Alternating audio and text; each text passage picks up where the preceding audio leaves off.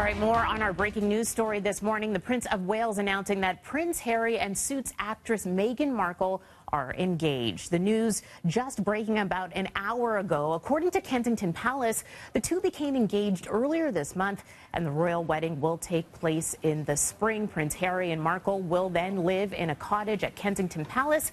Markle's parents also issuing a joint statement saying that they wish their daughter a lifetime of happiness. Now, joining us over the phone right now is BBC journalist Orla Barry right now. Orla, thank you so much for joining us.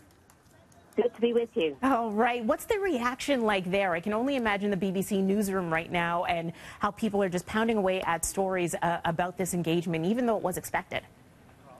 Exactly. There had been rumours, obviously, going on for the last few months, and then over the last few days, the speculation was rife. There was talk that he had gone to Buckingham Palace. He was going to meet his grandmother, and the story was, of course, that he would meet the Queen for tea and tell her the news about the engagement. But these were all the speculation rumours over the last few days, and then it was announced this morning. So, as you can imagine, great excitement. People are saying the last eligible bachelor is now gone. And now speculation is, of course, about when the wedding is going to be, who will design the dress, and will we get a day off on the day? Because if you remember, the last time around for the last wedding with Prince William, everybody got a day off in the UK. So the question is, will there be a bank holiday for the next big wedding in spring of 2018? All right, we'll have to see. And is there any reaction about an American now coming over overseas to now join the royal family?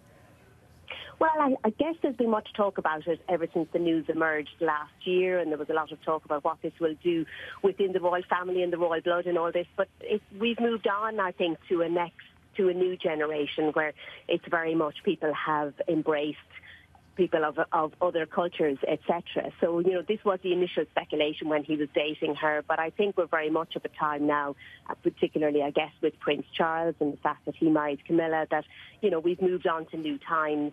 And it'll be interesting to see what happens from here. I mean, it just adds to the sort of the hysteria from both sides that we have someone who's from an American background coming into the royal family now. Obviously, she won't be a princess, but they are saying now that she may be Duchess of Sussex is the name that they're suggesting this morning. And then Prince Harry would be known as the Duke of Sussex. All right. Orla, thank you so much for joining us this morning over the phone. Again, that's Orla Barry from the BBC, again, just reacting to the news of the royal engagement. Now, on to another big story here in Toronto. The Toronto Argos have won their CFL record-setting 17th Grey Cup, stunning the Calgary Stampeders in a come-from-behind victory in snowy Ottawa. There's perfect conditions, though, for a CFL final. Cold, snowy, and slippery, as Kamar Jordan finds out the hard way. He coughs it up. Cassius Vaughn picking it up and running a record-breaking 109 yards to the big house. What a play for the double blue there. The Argos complete the big comeback in the dying seconds. Now, Liram Harilawu with the kick there, 32 yards out. He hits it. Argos up by 3, and then one last shot for the Stamps. But Bo Levi Mitchell is picked off in the end zone in double coverage there. Matt Black with the pick. Argos win it 27-24. Argos QB Ricky Ray had high praise for his defense in the win. Just unbelievable. Just to see that, you know, our defense make a play like that. You know, they've been making big plays for us all year long, and just to have that play happen and, you know, give us a chance to tie it back up and really get back into the football game. You know, the play with Matt Black at the end. You know, defenses win championships, and tonight was the story. You know, they made two huge plays that really won the game for us.